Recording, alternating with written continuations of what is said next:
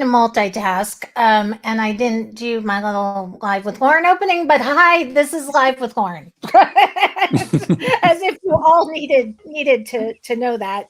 And I think Jeff is here. This is what I was multitasking. I was trying to message Jeff at the opening, but Jeff is here. So hello everyone. Welcome to Live with Lauren. This is live, just like live theater. You never know what's going to happen. But I'm excited to have this conversation. As always, if you have comments or questions, put them in the chat and we will get to them. We have an amazing panel of guests tonight to talk about theater and Broadway reopening and local theaters reopening and what we can do to support our local theaters.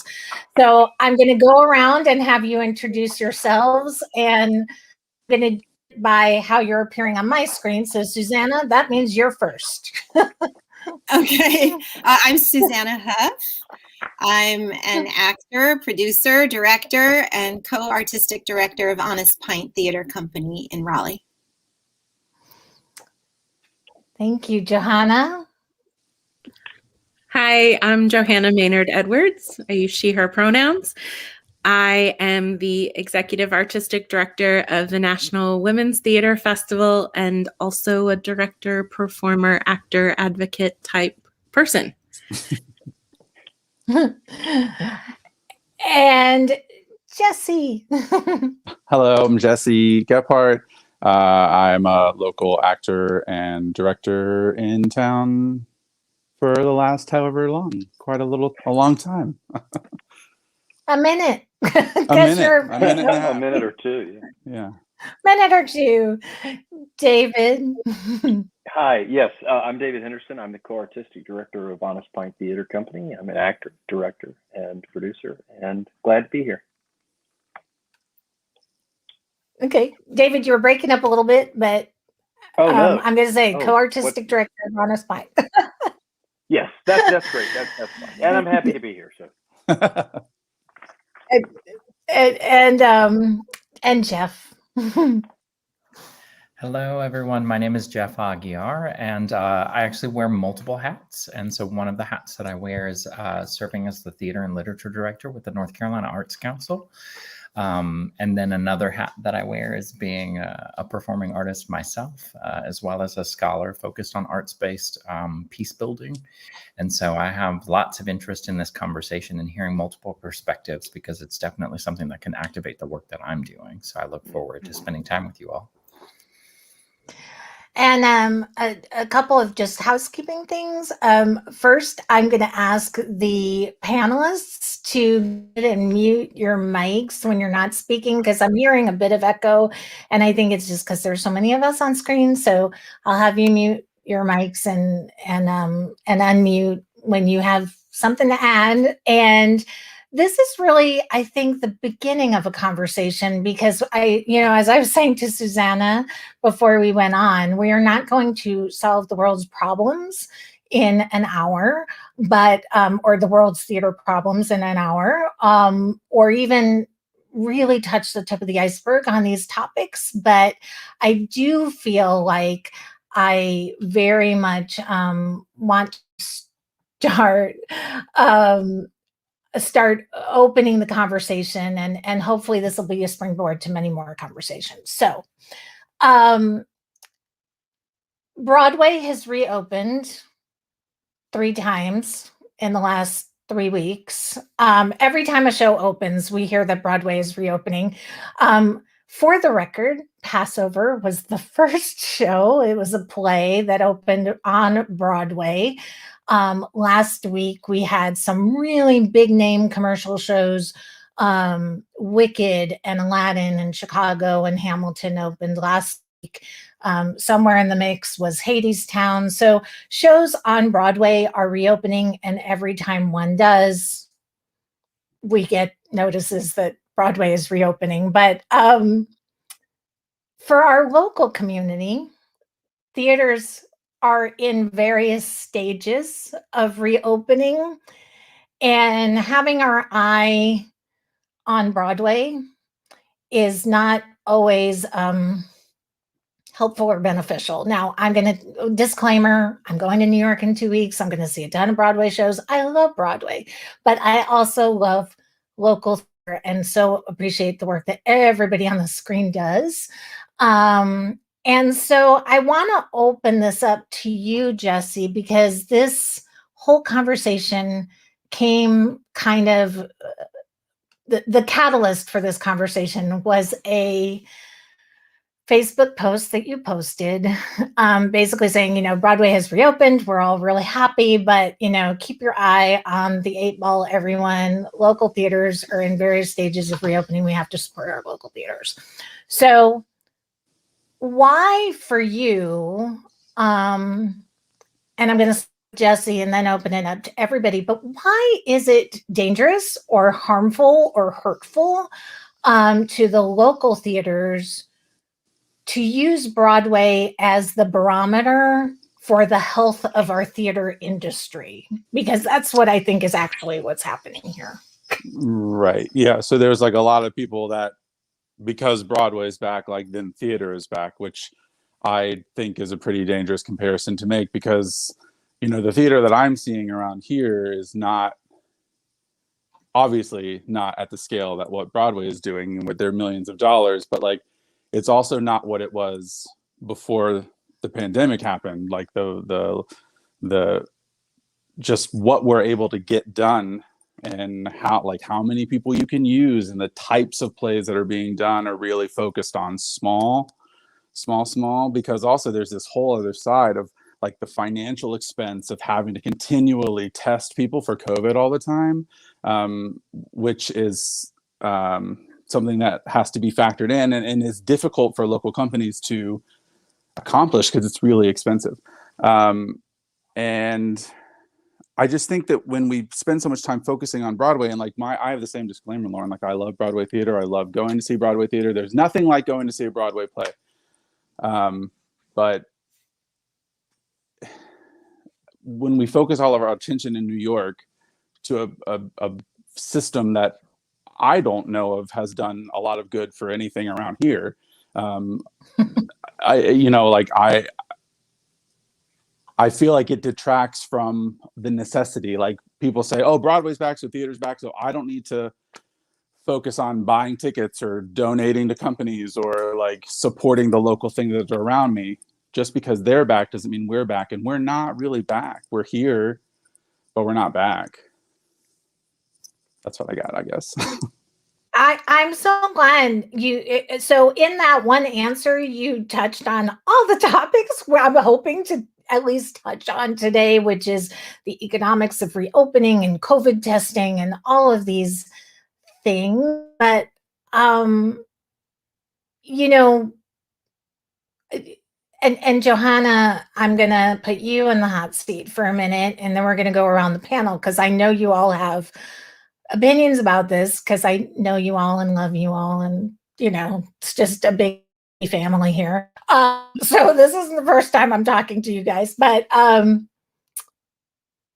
there is a distinction between Broadway theater, local theater, regional theater, professional theater, and what you commented on Jesse's post was you make a distinction between commercial theater and other theater. So talk about the distinction for you, and maybe that's a good place to start this conversation.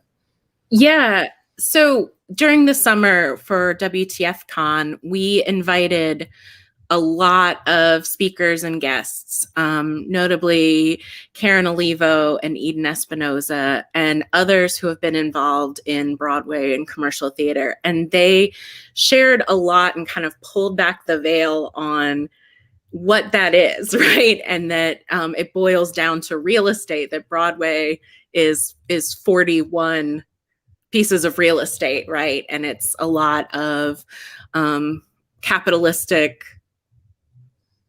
investors. And so commercial theater and Broadway at that largest scale of commercial theater, they're making bets and hedging bets and calculations based on, what those investors want and what those investors need.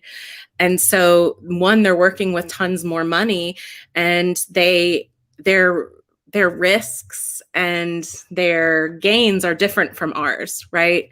We're in a small community with a small pot of money trying to make different calculations with a different set of factors and community. And notably, unions, our company has worked very little with Actors Equity.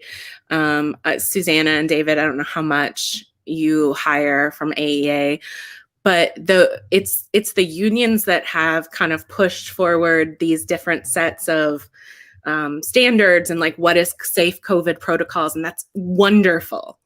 And we should all be aspiring to protect everyone who works for us. But that, as Jesse said, comes at a huge cost. And so our calculations are different from what those investors, and I believe one of our speakers from this summer, Sally Cade Holmes said that the minimum for a Broadway producer, you have to have $5 million cash on hand in your bank account. So to do that.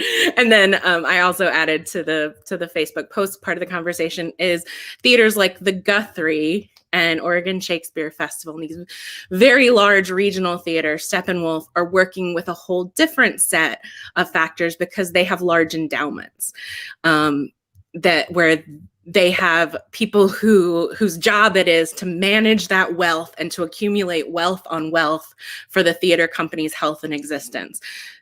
The Women's Theater Festival is not working with that. I can tell you we're working with about $12,000 cash on hand at any given time, depending on what's coming in and what's going out. So we have to make our bets differently. Absolutely. And I guess, I love that you're making this distinction between commercial theater, between local theater. I wonder if we can pare it down to a state and a local level even more. Jeff, Susanna, and David, I'm going to have the three of you weigh in on this, because one question I'm asked all the time is this distinction on a local level between professional and non-professional theaters. I'm not sure that our average audiences, if you go to a show at DPAC, that's essentially Broadway. That is a touring production, and DPAC is a presenter. If you go to a show at North Carolina Theater, that's a whole different animal. I love North Carolina Theater, so I'm not saying it's a bad thing, but it's very different than Honest Pint or Raleigh Little Theater or Burning Coal Theater even. So Jeff, I want to start with you, and then Susanna and David, I want you to weigh in. Jeff, is there my husband calls it this tier system, and I don't know that I want to go as far as a tier system, but is there a distinction between professional, and I hate the word non-professional, but for lack of a better word, I'm just going to say non-professional theater locally, or even on a state level, because I know you do a lot of work with NCTC. And does that matter? I feel like it does, but do we need to be making these decisions? Thank you.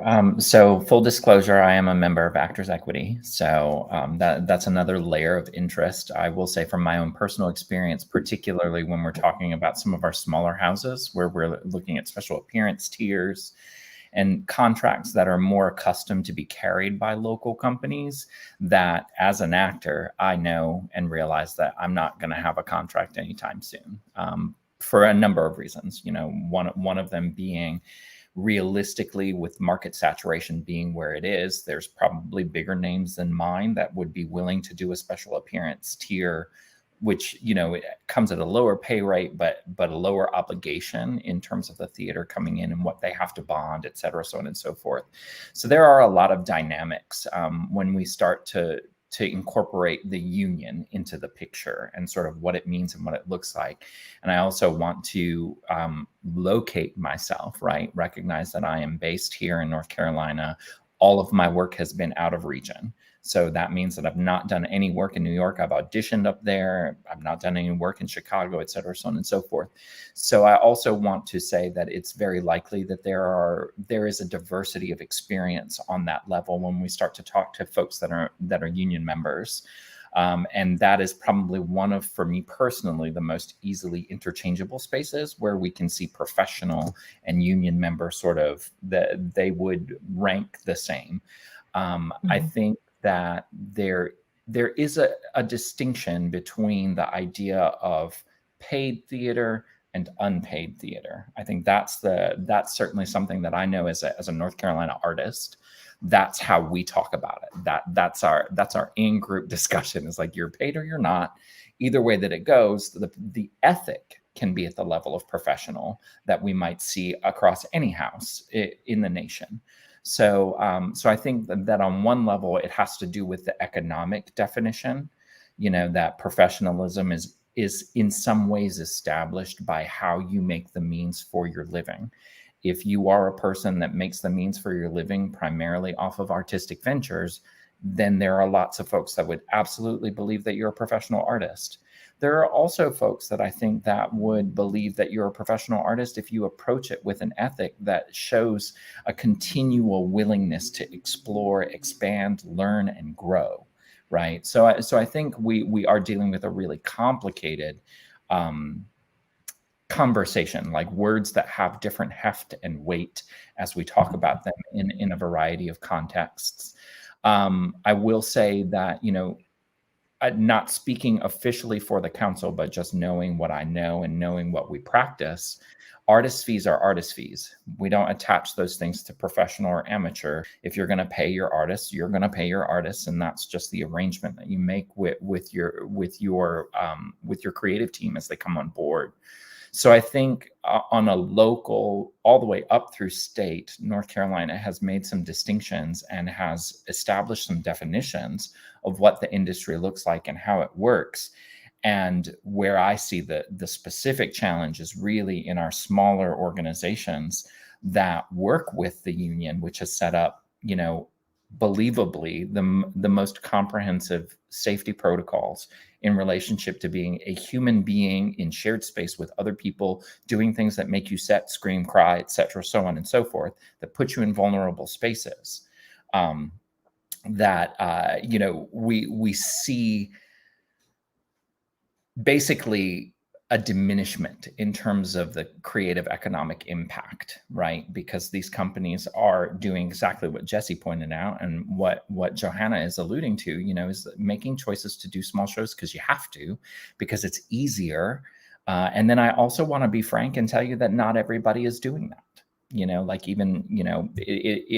There's no enforcement. I worked with Odyssey Stage and the North Carolina 10x10 Festival, and everything that we put in place in terms of safety protocol was what we chose to do. It was a representation of our integrity and a manifestation of our commitment to one another and the way that we wanted to bring the project to audiences. And so I think that the decision-making on a local level or more granular level is much more complicated than just a purely economic one. It's not just, we can afford it, so let's do it. I think with the conversations that we've had, professionalism is being challenged and weighted differently these days. What does it mean to be a professional theater? It means a new host of things, right? We had a list before, but 2020 and the time that we've spent in shutdown has added to that list. And so for me, I think that exploring that list and starting to share off of that list is the next step. Susanna and David, I want you to weigh in because you're both professional actors. You have this wonderful theater company that produces amazing shows, Honest Pint Theater, and has been essentially shut down. What I love about this panel is everybody's kind of at these various stages of reopening. Jesse's in rehearsal now for a show that'll open in person next week. Johanna has been the queen of virtual theater. for the entire COVID and beyond. And so Susanna and David, Honest Pint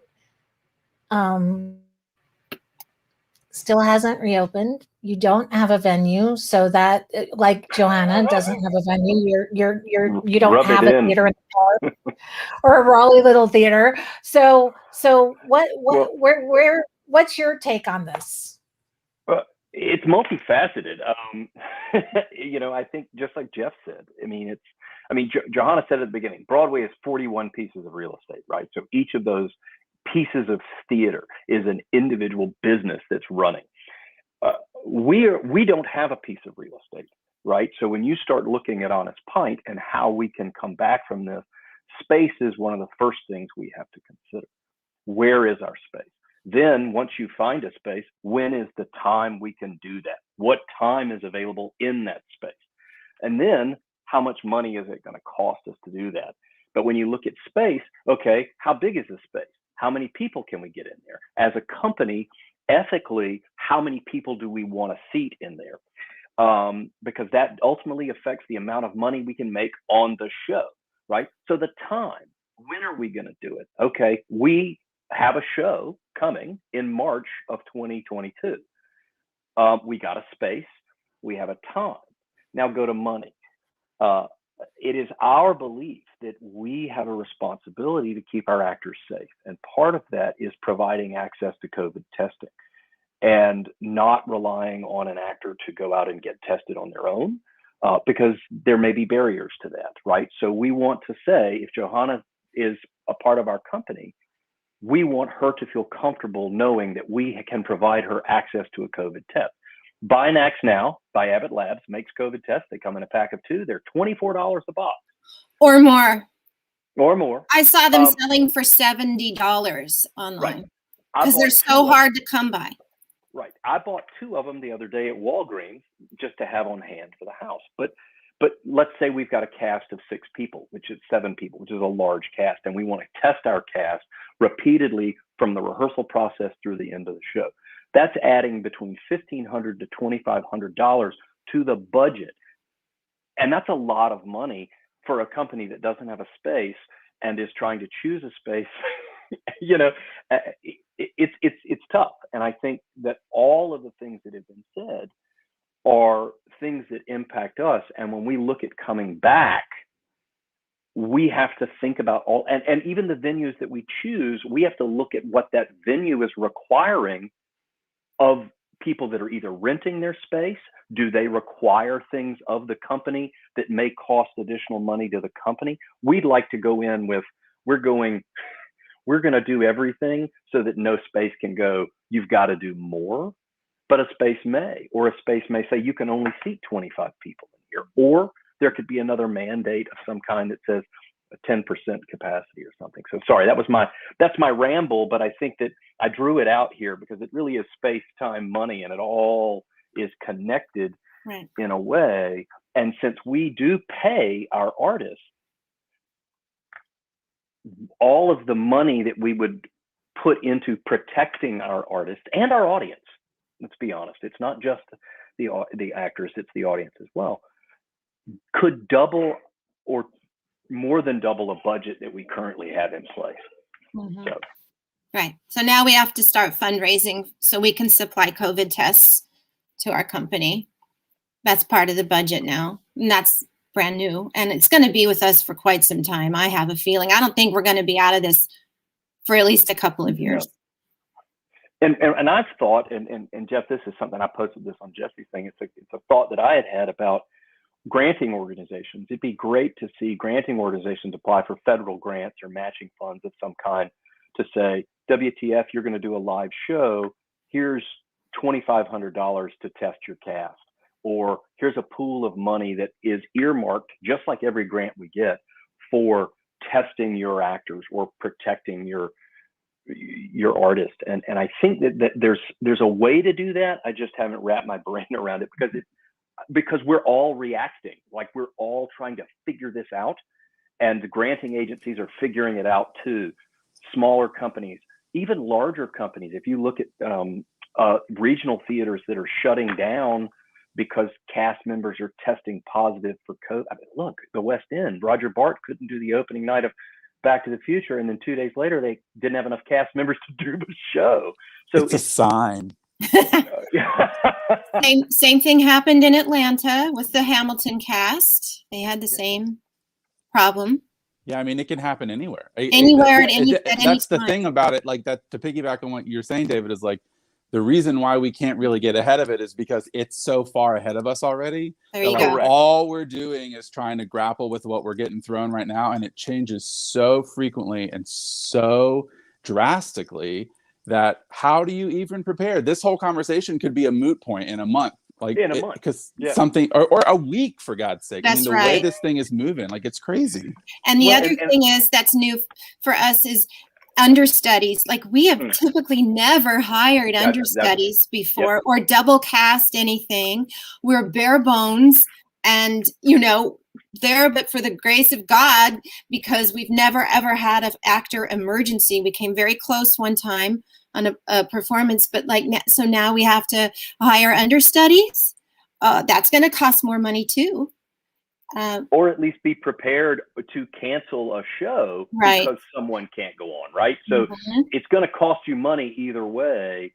I just did a show and we lost an actor, and we had to put somebody on with a book in their hand, right? And I think that you've got choices to make as a company, and I think everybody is trying to figure out how they move forward, because we have to move forward at some point, or else organizations will go under, especially organizations that have rent, right? If you've got there are smaller companies in this area that I know pay $5,000 or more a month in rent on a space. And if they're not able to get people into their space to perform and have income, 6 months from now, they won't be here because it will have been 2 plus almost 3 years by the time we get to a sustainable number. And that worries me, because I think paid or non-paid, one of the things that this issue has really brought together is a community of theaters to have these discussions around what are the best practices for moving forward. And the best practice for Honest Pint might not be the best practice for another company, but each company has been part of the discussion. And I won't say there's a menu, but there is, you know, Equity has a list of things that we can't meet all of them. Financially we can't, but what can we do? What is Raleigh Little Theater able to do? What is TIP? What is, Honest Pint? What is WTF able to do? But I think we've come together. And now the next part is, okay, we're doing that. And Johanna's making her decisions and Susanna and I are making our decisions. What's next? Like Jesse says, what's the next shoe? Well, what do you think about vaccine mandates for creatives or even audiences? You know, that's another subject that artistic directors in the community, in our little group that meets once a month, we've been talking about that. In class, anyone? Well, anyone. I feel like this opens up a new question.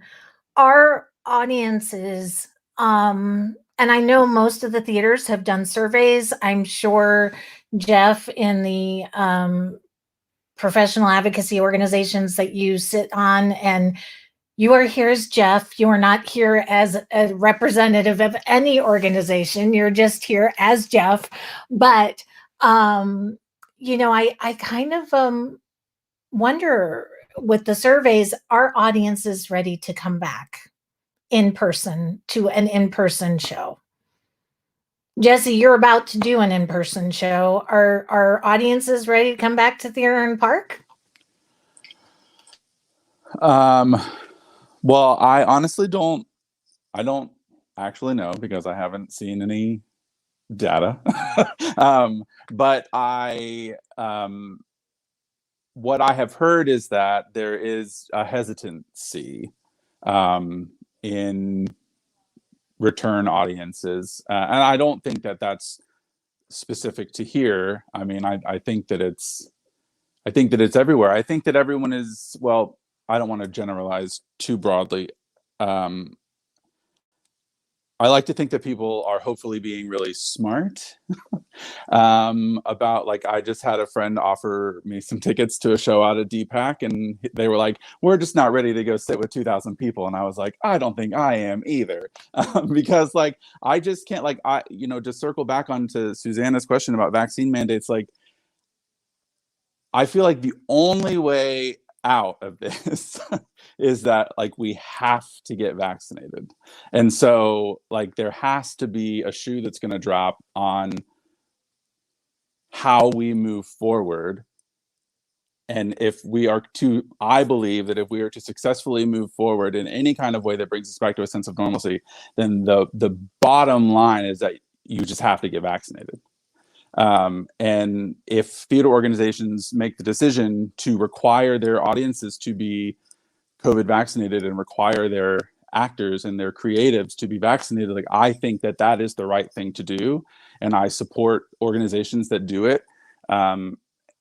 It just comes at a risk for the organization, for blowback from people that are, choosing to not be vaccinated. So I think that people are ready to go back to, if it's outside, for sure. I think people are ready to go back. Indoors, I think, at least in the arts community, the theater community that I've seen so far, there seems to be a little bit more hesitancy. I will say, from what I've observed, I'm one of these people that I have health anxiety on a good day, and that was before COVID. So every time I walk out of my house, Johanna and I've had these conversations as well, because she may not be as much of a nutcase as I am when it comes to health anxiety, but she has a small child and there's other considerations. Every time I walk out of my house, I have to decide not just what's right for me, but what risk am I willing to put my parents, who are elderly, who I help care for. We are all vaccinated, but every time I walk out of the house, there's some decision process. I will say, the theaters I've been to, I feel safer at those theaters because the theaters have taken tremendous precautions than I do sometimes going to the grocery store. So it's a very interesting dichotomy. And, I see people that are afraid to go to the theater, but they'll go to see Harry Connick Jr. in Kokobuth Amphitheater, and there's thousands of people unmasked sitting outside in that venue. And that scares me. That scares me more than going to the theater in the park to see Jesse's show. So it's a personal choice, but it's so complicated. I want to ask this question because I love that you, on top of COVID, on top of vaccination requirements, another factor that has come in recently is actors' equity, which is doing some wonderful things to protect actors. They've required people to have tests and distances from the stage and COVID compliance officers.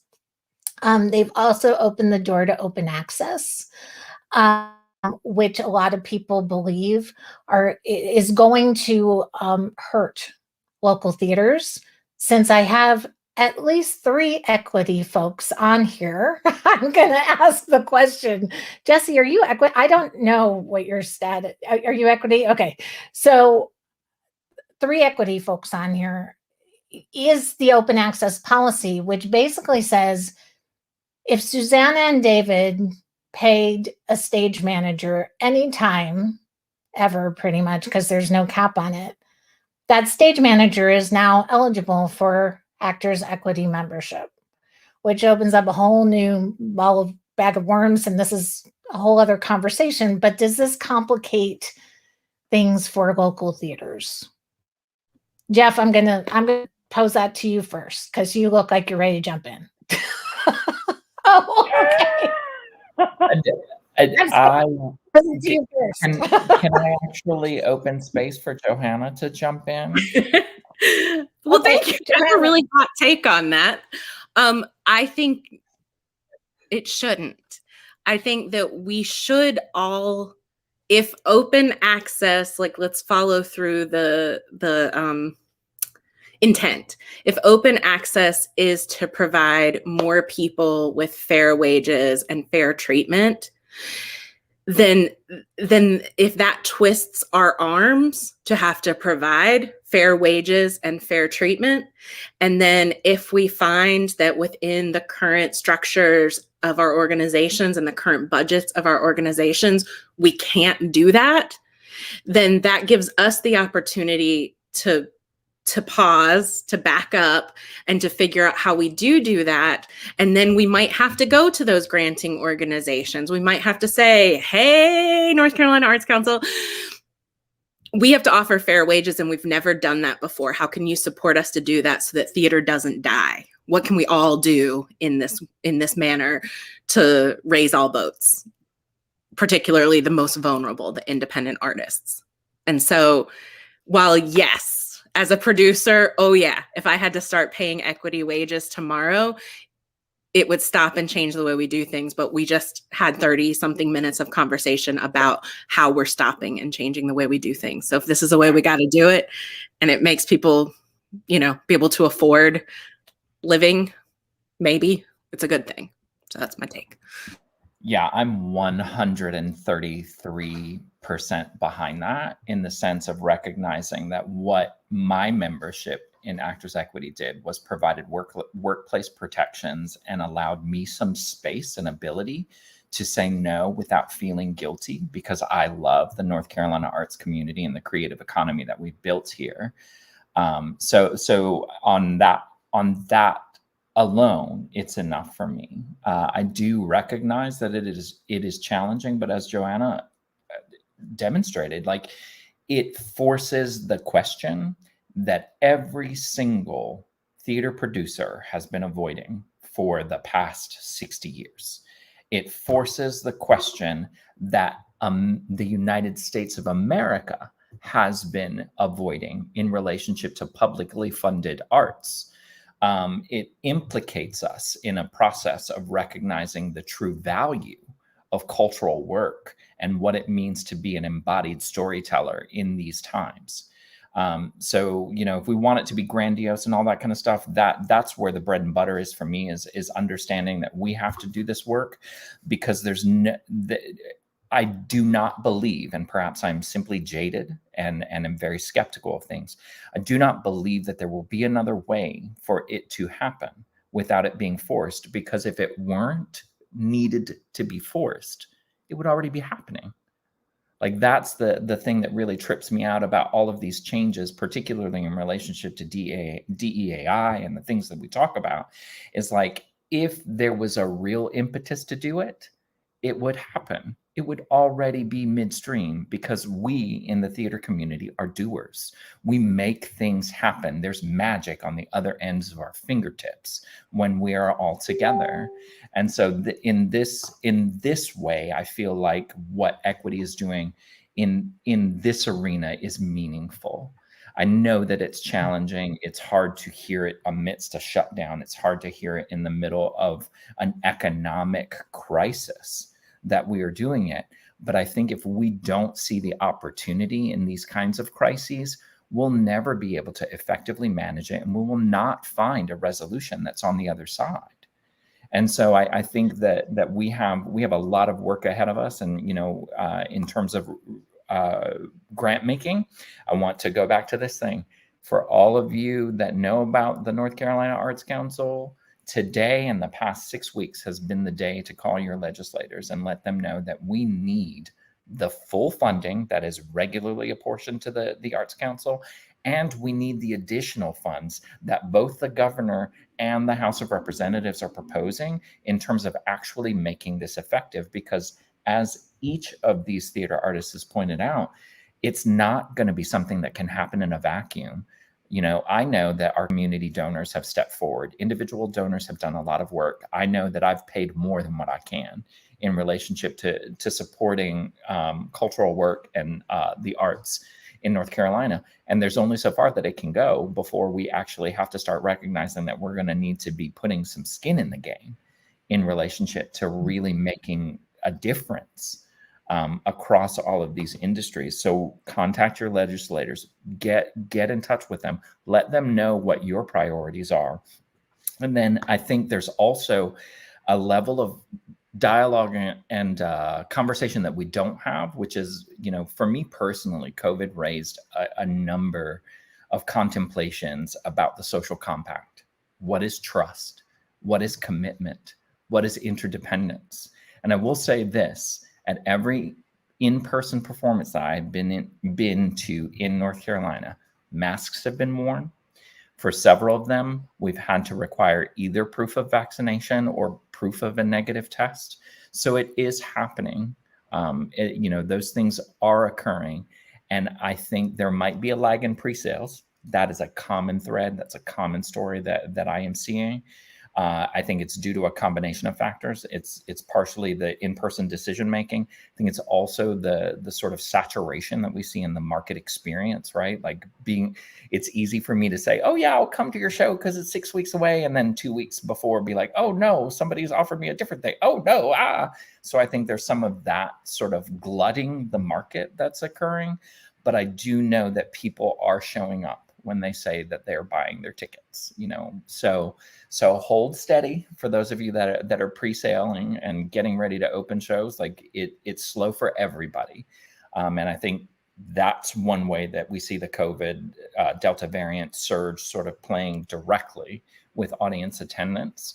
But I see it happening. I see people showing up at shows. I see people loving it. There's magic in this. I've cried every time I've been in one of those spaces because I miss it so much. And I think eventually there will be work that we do that makes an invitation for folks to come back into the space. And all of the theaters I've been to so far, there people have been wearing masks. I have not yet been to a theater that has required vaccinations. I know that DPAC has announced a vaccination mandate.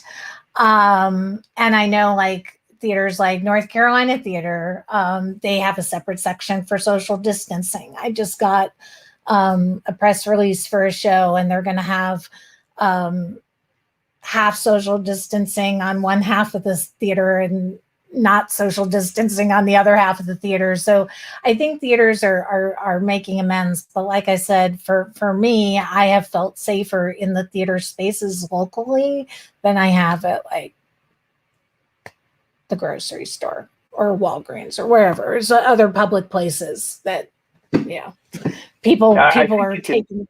Yeah. I think you can try. I mean, this is going to be a broad generalization, but I like to think that the artists and the theater makers and the creative people, we're vaccinated. So when you go to the theater, the people that have chosen to go to the theater are people that have chosen to be vaccinated or have chosen to show some kind of compassion for their citizens, the other people in this world that we live with.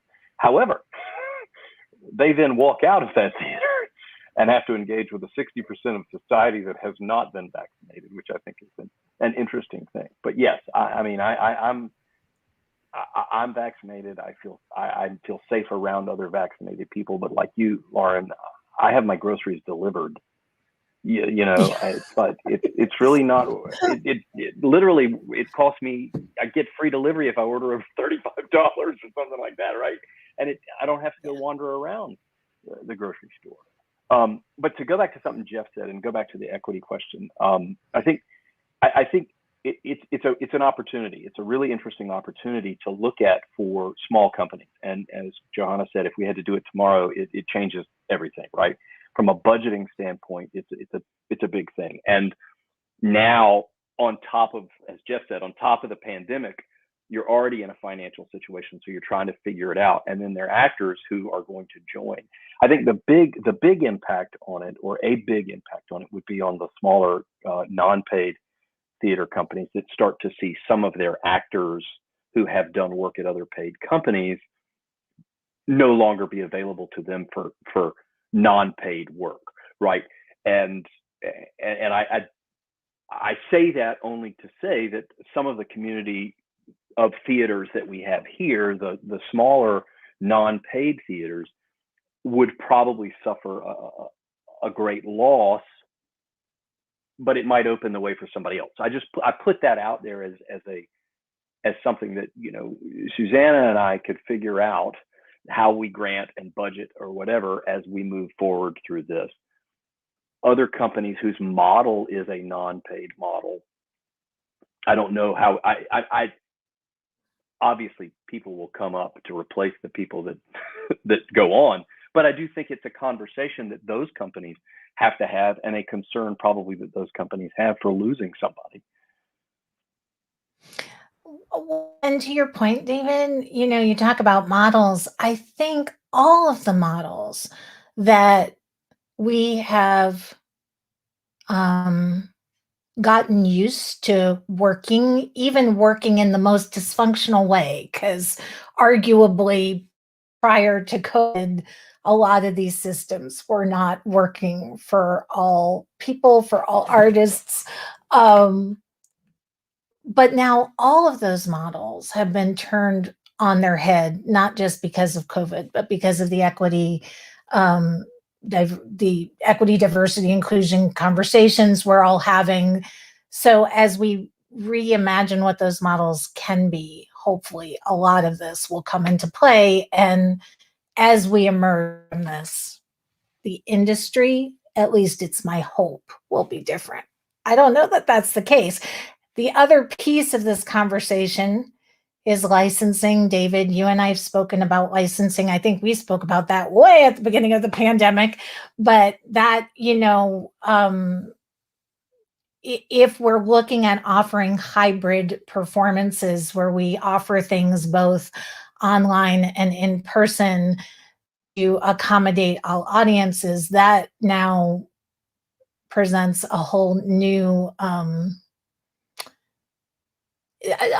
issue of costs and limitations as well, which I think people are not always aware of.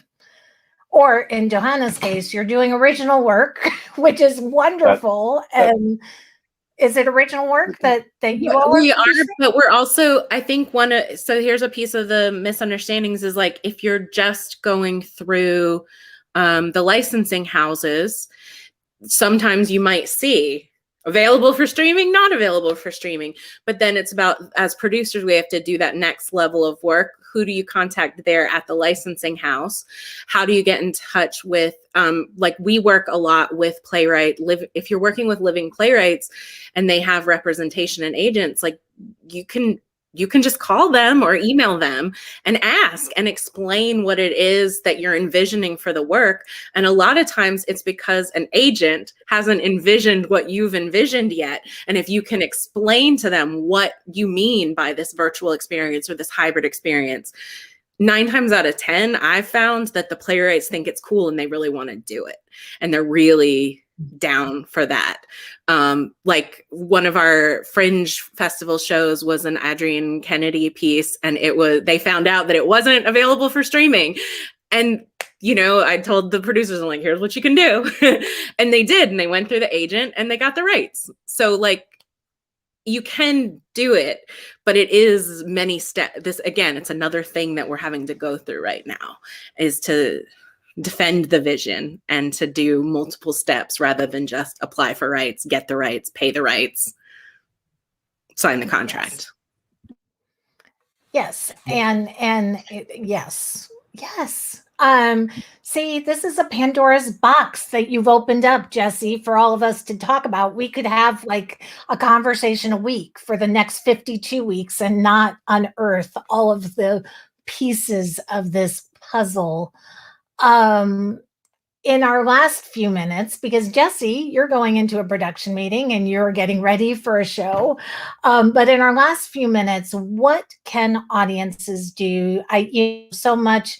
We all saw the hashtag Save Our Stages, support local artists, and that's great for social media. But what does that mean in actuality? What can audiences, what can our community do right now to support our local theaters? Well, saying all this knowing that I am not a producing organization and I do not work for a producing organization in a way that like I don't sign checks, I don't have to make budgets, I'm an independently contracted human being. But obviously, to me, like the number one thing is money. So like whatever money that you've got that you feel like you can give, either through a direct donation or through purchasing a ticket to go see something, should be done as frequently as you are able to do to as many organizations as you're able to do. And then the other thing would be to promote work in your social stratospheres, whether that's at work to people that, like if you're really excited about a show, going to see a show, or you're in a show, or you're like got a friend who's in a show, like tell every person that you know, like tell strangers on the street, tell every person you work with, put it on your social media pages, like I don't know, twerk on your OnlyFans page with the title, like like do the thing, like if you're getting the word out about the work, like that, money and word of mouth, and like press, like money, press, and then like go see stuff. And then talk about it some more. And then talk I would say talk to us too. Is like have a conversation with us, right? Is that we're here to reflect our community, reflect the stories in our community. Talk to us about how you feel. Are you scared to come back? Let us know how you feel as an audience member. We want the money, we want the support, but we also want to partner with you as we take this step forward. And we can't do that if it's a one-way conversation. So just like tonight, 5 or 6 different people talking, we've changed something. So I'd say talk to us, send us an email, find us and talk to us and let us read our newsletters. Yeah. Read our newsletters, contact us on social media. We may not be producing, we might not have a product on the stage right now, but that doesn't mean we're not working. And, we have a lot of things going on behind the scenes. It's taking a long time to get back up on our feet.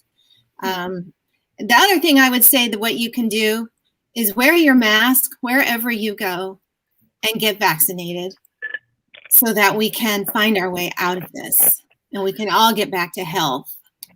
That's very important. And, the one other thing I wanted to mention is when you're at the theater and you're in the audience, you don't necessarily need to eat and drink watching the show.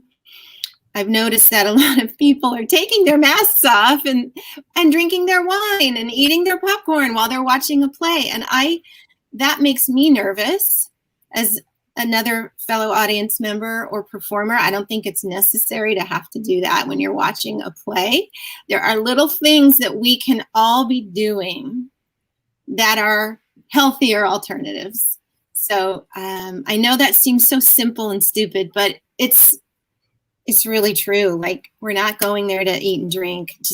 So let's take that off the table while we're in the theater watching the show. But yeah, buy the wine and the popcorn and gun it outside because the profit margins are really helpful to producers.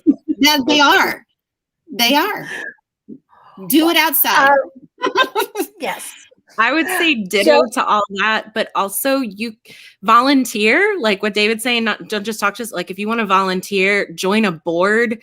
We all need more board members boarding at those high level volunteer positions. Like I know we do. I mean, people who want, like, pouring over an organizational budget is the loneliest thing I do and the scariest thing I do. I would love more thought partners on, look at these numbers with me. David and Susanna, can I bring you a bottle of wine? Can you look at my spreadsheet with me and tell me what you would do differently? Because we're all trying. We're all looking. I'll be happy to do that for you. Bring it over. Yes. Jeff, you mentioned calling your senators, calling your your political officials. What else can we do? I'm going to refer everybody to Arts North Carolina. NC Arts is our local arts council. So, definitely bookmark that website so you know about NC Arts if you don't already. Arts North Carolina is a great advocacy organization as well. If you want to be in the know on what issues are facing our arts organizations. What else, Jeff? What can we do? Yeah, I think in that theme, remember that art is political. And by art being political, I'm really saying that we access and we tap into a power when we make art, whether it be the unique individual expression or it be the collective assemblage of unity that speaks toward power. And so I think the idea of getting involved in as many and how deeply you can is crucial at this time. At the height of the pandemic crisis, there were folks that were digging deeply into their pockets to kind of make sure that things that were valuable stayed around. And so I think the crucial question is, how much more do you have to give, and how many different ways can you? And I also want to couch that in the major criticism of the fact that we do not necessarily publicly fund the arts in the ways that other developed nations do. We are very different. And when we look at the history of the nonprofit sector, which is where we end up sinking all of our public funding, there are some major historical problematics that need to be addressed. And so I'm concerned about saying, just give, because that's very passive. I think we've gone beyond the point of that being okay. So I want to issue a challenge for people to step up and find the new way that they're going to invest that is both a representative of a critical engagement of your personal values in relationship to art making, as well as a statement about what kind of a world you want to see. So much of art making is about speculating around what could be. And if we stand here and say that getting back to normal is the best that it could be, and putting normal in those air quotes, if we stand here and say that going back is the best way that it could be, you know what? The prophecy will be fulfilled. It will be the best that it could be. And we'll have lots of different ways that people are exhausted, lots of different ways that people feel disenfranchised, lots of different ways that people will disconnect and disengage. And I think the pivotal question is, what can I do that is uniquely mine? So if that is showing up to be a board member, if that is showing up to be a volunteer physically in space, that's fine. If you know that you're stepping forward with that, I don't know that there's anything that individually we could ask of a person, right? If you're showing up in the best version of yourself with the most unique way that you have to offer, there is no way we can ask more of you. This is yes, and there's private chatting going on about donor fatigue. Donor fatigue is real. Pandemic fatigue is real. I get all that, but we have to overcome it. It's our job to overcome it so that the things that we value most are here whenever we get on the other side of this. And for me, that's theater and art. So. And I think for most people watching, we're preaching to the choir here, but I think for most of this audience, that's going to be theater and art. David, you said check on your theater friends. I love that, because there are so many of us who have friends in the arts, even if it's art adjacent, like I am. There's just so many people involved in the arts in this community that we know and care about. So check in on them. That's important. Decision fatigue. Johanna said decision fatigue. I did a really lovely live chat with Heather and Patrick from Raleigh Little Theater. If you haven't watched that, I'm posting it. It's on our YouTube channel. It's on our Facebook page. It'll be on the website later tonight. And they talk about decision fatigue. You are all being tasked with making decisions that you didn't sign up for. And so, patience, kindness. Susanna wrote, as Well, I'll let you say it, Susanna. I don't have to speak for you guys on this Okay. panel. It's one of my favorite quotes, and I go back to it all the time when it's like 3:30 in the morning, and I'm like, oh my God, what are we gonna do? Joe Hodge, former artistic director of Playmakers, now artistic director at the Guthrie, always says it's awfully hard to be any good at all at what we do. And that was a quote pre-COVID. That was years ago. And I'm like, I just have to remember what we do is really hard. And our job is to make it look easy, right? And we do for the most part. But you have to remember, we're doing a good job. We're all doing our best. And we're only as strong as we are together. And it's super important that this community here in the Triangle and across the state too, we've got to keep supporting each other. We have to keep talking to each other and ally with each other. That's how we're going to all get through this and come out the other side. So I think it's super important that, we help market each other's shows. We show up for each other at each other's shows, and just volunteer to do whatever we can, whatever you need. Please come talk to me. Let's be here for each other. I love that. And Jesse, thank you for opening up this Pandora's box. I would be remiss in saying, go see Jesse's directing a show, The Gravitational Pull of Bernice Trimble, that opens at Theater in the Park on October 1st. Please go support that show, support National Women's Theater Festival, support Honest Pint, Raleigh Little Theater. All of our theaters, just like Broadway, need you. And what I'll weigh in, all of those Broadway stars that we're looking at, who have been gracing our televisions and social media feeds for the last 3 weeks, they all started out on a local theater somewhere. And so you just never know who you're going to see on stage. So just support local theater. Thank you, everyone, for watching. If you tuned in late, Jesse, go to your production meeting. Jesse has production meeting, so we're going to let him go. Thank you all for watching. If you tuned in late, you can see this from the beginning. As soon as we're offline on Facebook or on YouTube, I will post it on the website probably tomorrow. Thank you all for being here and having this conversation with me. It's so important. And I appreciate all of you so much. Thank you. And I'll see you at the theater. Thank you. Bye, guys. Thank you, guys. Thank you so much. Thanks, Lauren. Thanks, Susanna. Thanks, Johanna. Thanks, Jeff. Thanks, David. Thanks, everybody, for being here.